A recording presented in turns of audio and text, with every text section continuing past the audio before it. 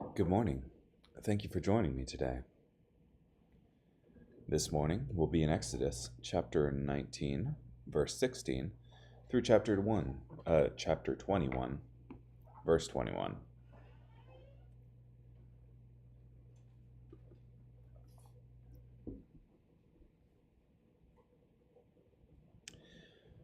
On the third day, in the morning, there was thunder and lightning and a dense cloud on the mountain, and the sound of a very loud horn. All the people who were in the camp trembled. Moses brought the people out of the camp to meet God, and they took their place at the foot of the mountain. Now Mount Sinai was completely covered with smoke because the Lord had descended on it in fire, and its smoke went up like the smoke of a great furnace, and the whole mountain shook violently.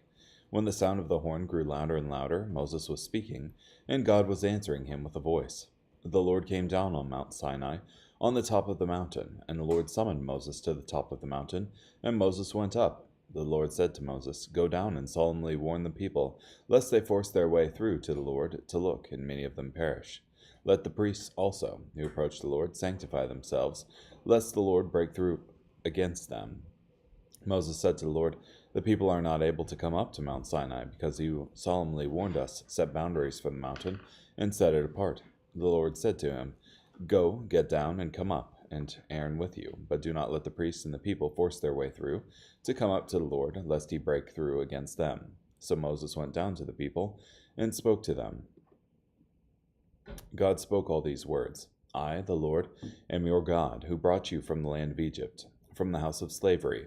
You shall have no other gods before me. You shall not make for yourself a carved image or any likeness or of anything that is in heaven above, or that is on the earth beneath, or that is in the water below. You shall not bow down to them or serve them, for I, the Lord your God, am a jealous God, responding to the transgressions of fathers by dealing with children to the third and fourth generations of those who reject me, and showing covenant faithfulness to 1,000 generations of those who love me and keep my commandments.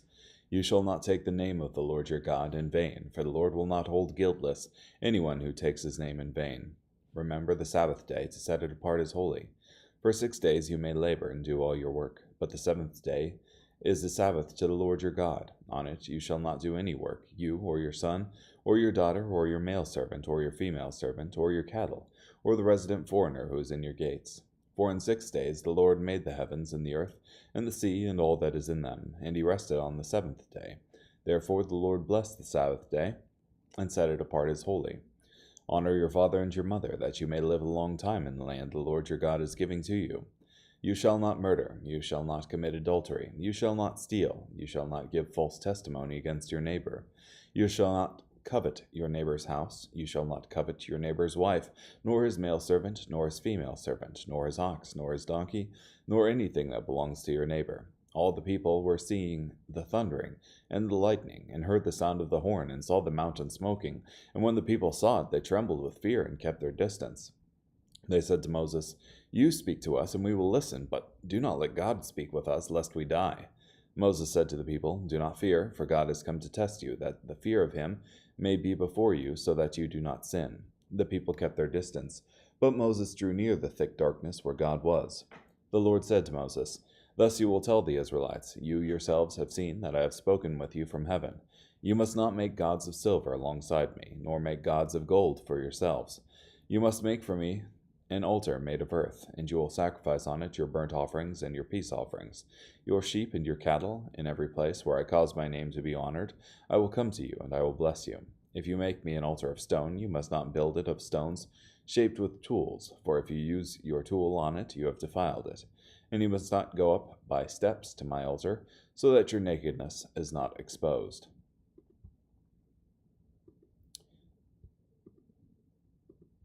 These are the decisions that you will set before them. If you buy a Hebrew servant, he is to serve you for 6 years, but in the 7th year he will go out free without paying anything. If he came in by himself, he will go out by himself. If he had a wife when he came in, then his wife will go out with him. If his master gave him a wife, and she bore sons or daughters, the wife and the children will belong to her master, and he will go out by himself. But if the servant should declare, "I love my master, my wife, and my children, I will not go out free," then his master must bring him to the judges, and he will bring him to the door, or the doorpost, and his master will pierce his ear with an awl, and he shall serve him forever. If a man sells his daughter as a female servant, she will not go out as the male servants do. If she does not please her master, who has designated her for himself, then he must let her be redeemed. He has no right to sell her to a foreign nation, because he has dealt deceitfully with her. If he designated her for his son, then he will deal with her according to the customary rights of a daughter. If he takes another wife, he must not diminish the first one's food, her clothing, or her marital rights. If he does not provide her with these 3 things, then she will go out free without paying money. Whoever strikes someone so that he dies must surely be put to death. But if he does not do it with premeditation, but it happens by accident, then I will appoint for you a place where he may flee. But if a man willfully attacks his neighbor, to kill him cunningly, you will take him even from my altar, that he may die.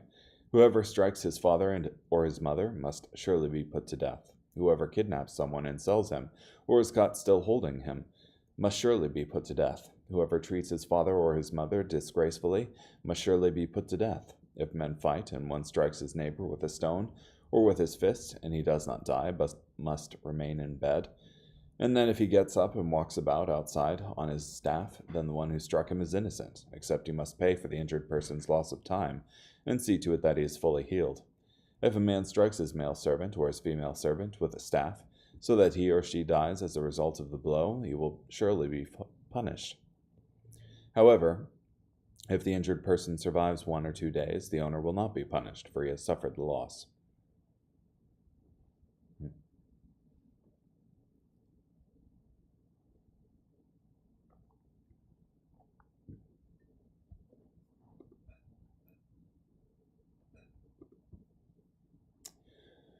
Interesting. So,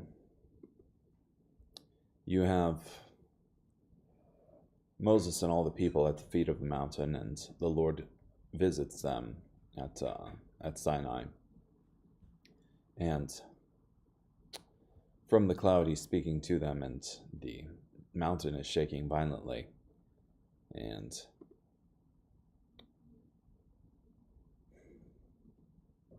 Moses goes up and talks with God, and these, I guess, words from God are heard in the hearing of all the people, including the 10 Commandments here. And then some commands concerning slavery and personal injuries. So, I guess I've heard this used by atheists against Christians regarding, like, oh, why didn't God just abolish slavery entirely?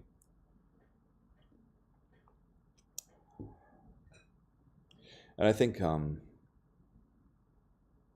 it has to do with a progressive revelation here, in that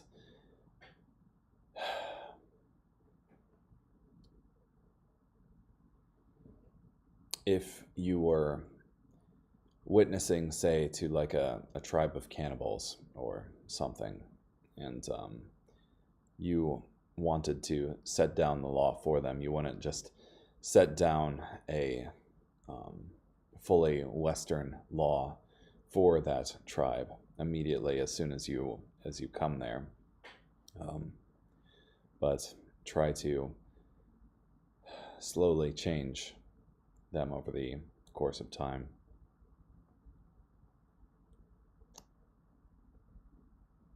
Yeah.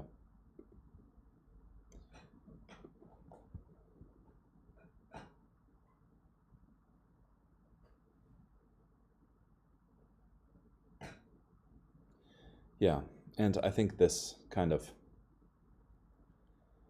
also illustrates something that C.S. Lewis talks about in Mere Christianity, that there's this concept of good, better, and best kind of thing, and worse, and worst, kind of, in that if you have slaves, well, it's bad to own slaves, but if you have slaves, it's worse to treat them poorly, but it's better to treat them fairly. And So I think this is getting them in a step in the right direction. So, carrying on, Matthew chapter 23, verses 13 through 39. And I guess one more note that the law served as our tutor and showed us how difficult it is to keep the whole law, impossible even. Verse 13. But woe to you, experts in the law, and you Pharisees, hypocrites, you keep locking people out of the kingdom of heaven. For you neither enter nor permit those trying to enter to go in. Woe to you, experts in the law, and you Pharisees, hypocrites! You cross land and sea to make one convert, and when you get one, you make him twice as much of a child of hell as yourselves. Woe to you, blind guides, who say, whoever swears by the temple is bound by nothing, but whoever swears by the gold of the temple is bound by the oath. Blind fools, which is greater, the gold or the temple that makes the gold sacred? And whoever swears by the altar is bound by nothing, but if anyone swears by the gift on it, he is bound by the oath. You are blind, for which is greater, the gift or the altar that makes the gift sacred? So whoever swears by the altar swears by it, and by everything on it. And whoever swears by the temple swears by it, and the one who dwells in it.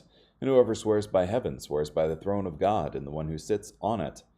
Woe to you, experts in the law, and you Pharisees, hypocrites! You give a tenth of mint, dill, and cumin, yet you neglect what is more important in the law, justice, mercy, and faithfulness. You should have done these things without neglecting the others. Blind guides, you strain out a gnat, yet swallow a camel. Woe to you, experts in the law, and you Pharisees, hypocrites! You clean the outside of the cup and the dish, but inside they are full of greed and self-indulgence. Blind Pharisee, first clean the inside of the cup, so that the outside may become clean too.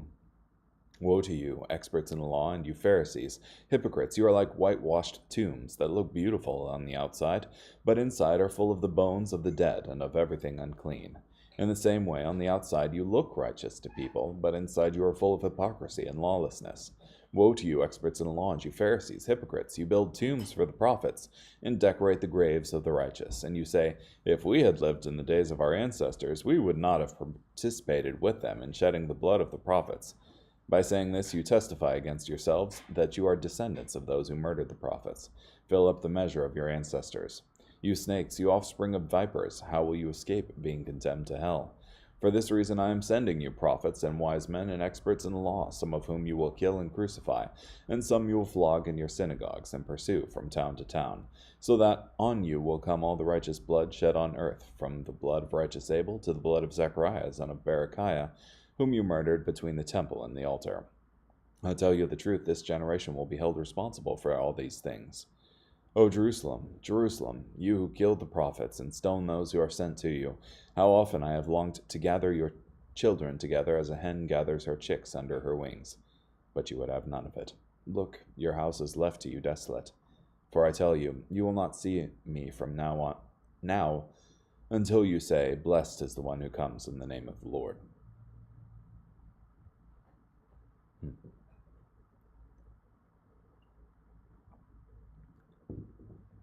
So Jesus delivers a pretty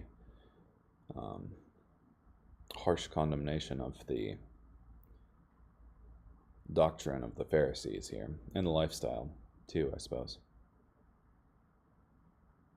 That essentially the Pharisees focused on external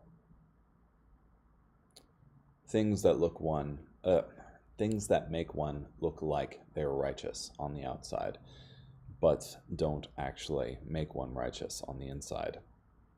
And I think what he said in verse 23,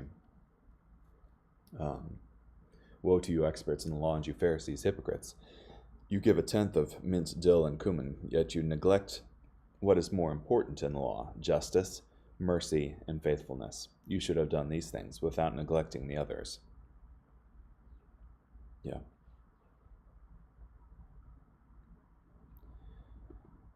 Okay. Psalm 28, verses 1 through 9. To you, O Lord, I cry out, my protector, do not ignore me. If you do not respond to me, I will join those who are descending into the grave. Hear my plea for mercy when I cry out to you for help. when I lift my hands toward your holy temple. Do not drag me away with evil men, with those who behave wickedly, who talk so friendly to their neighbors while they plan to harm them. Pay them back for their evil deeds. Pay them back for what they do. Punish them, for they do not understand the Lord's actions, or the way he carries out justice. The Lord will permanently demolish them. The Lord deserves praise, for he has heard my plea for mercy. The Lord strengthens and protects me. I trust in him with all my heart. I am rescued, and my heart is full of joy. I will sing to him in gratitude. The Lord strengthens his people. He protects and delivers his chosen king. Deliver your people. Empower the nation that belongs to you. Care for them like a shepherd, and carry them in your arms at all times. And finally, Proverbs chapter 7, verses 1 through 5. My child, keep my words and treasure up my commands in your own keeping. Keep my commands so that you may live, and obey my instruction as your most prized possession. Bind them on your forearm, write them on the tablet of your heart. Say to wisdom, you are my sister, and call understanding a close relative, so that they may keep you from the adulterous woman, from the loose woman who flatters you with her words. Yeah, it's good to value wisdom. Okay, well, thank you so much for joining me today. Hope you have a great day.